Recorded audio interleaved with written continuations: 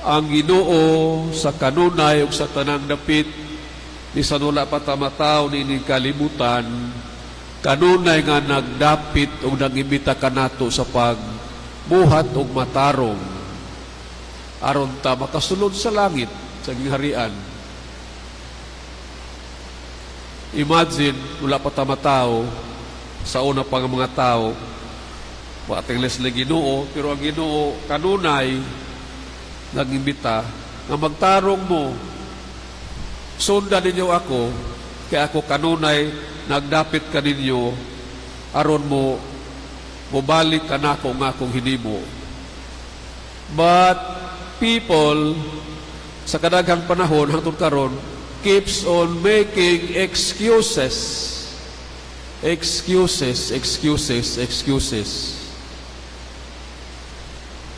Sa detail sa gospel na invited katong pinakaunan niyang pinili ang mga tao din natunganlan,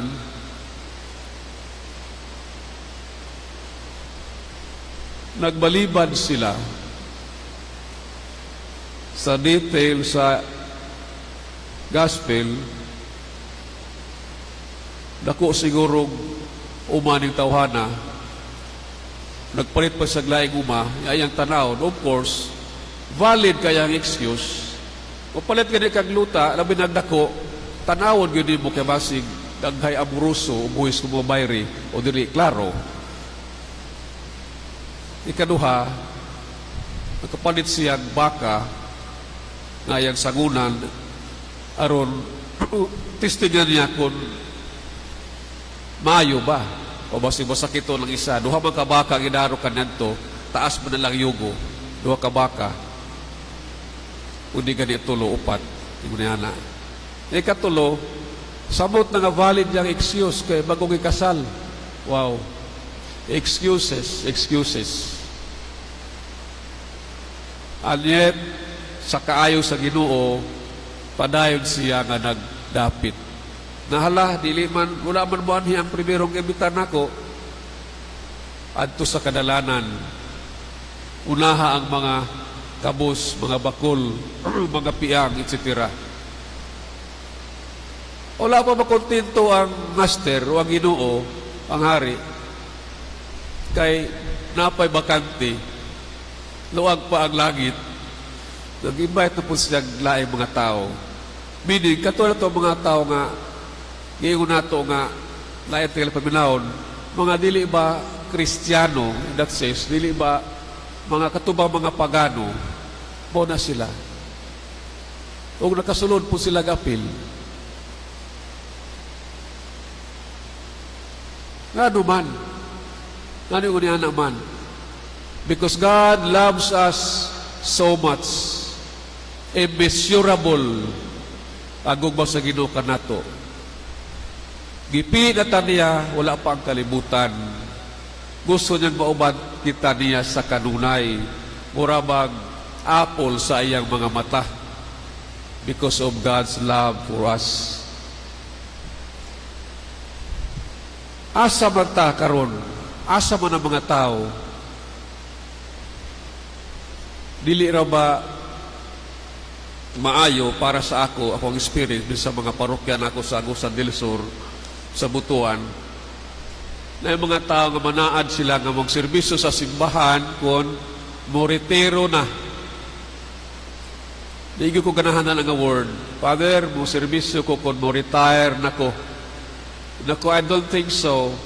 Dili tanan mag-retire, maayo paglawas. Correct ka dyan. Wapay siguro kung dili ka ka-retire nga buhi pa. Tinuod yun, bisan ako mga relatives. They keep on saying, mo serbisyo na ko kung mo retire na ko. Mag-alagad na ko, magkatikis ko, etc. Ayaw sa ari ang Diyos. Don't make excuses to God, because He knows you asa imong capacity.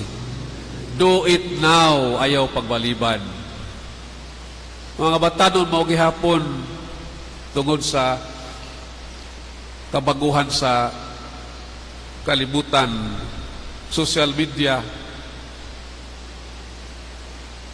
relatively nagkahinay ang bukasyon bisan sa amua sa pagkapari, pagkareliyoso. Paningkamot yun, naningkamot yung mga bukasyon promoters na daghan ang magpari o mga bukasyon sa pagkareliyoso. Pero usay ko ito bras paningkamot kay advance kayo ang social media, mabasa, makita tanan, daghan rabay sayop sa social media. Pero kanunay ta nga magtawag. And that is the purpose of God, na mabuutan ta malangit ang tanan. Matasulod ta sa bangkiti sa langit no kinabuhig dayon. Kanunay ba tayo magbaliban? Daghan ba tayo mga excuses? Refuse ba ta kung pangayuan tag serbisyo sa Ginoo? Ingno nako kamo ilang mo kalain. Sige lang, time will come. Ang Ginoo rin nasayod kung magbalibad ka pirmi. Pero for sure, ang Ginoo dili pulan sa pagtawag, pagdapit ka nato. Kana ang pinakanindot because of His magnanimous love for us. Wala siya puli. Gikan ka na hangtod karon.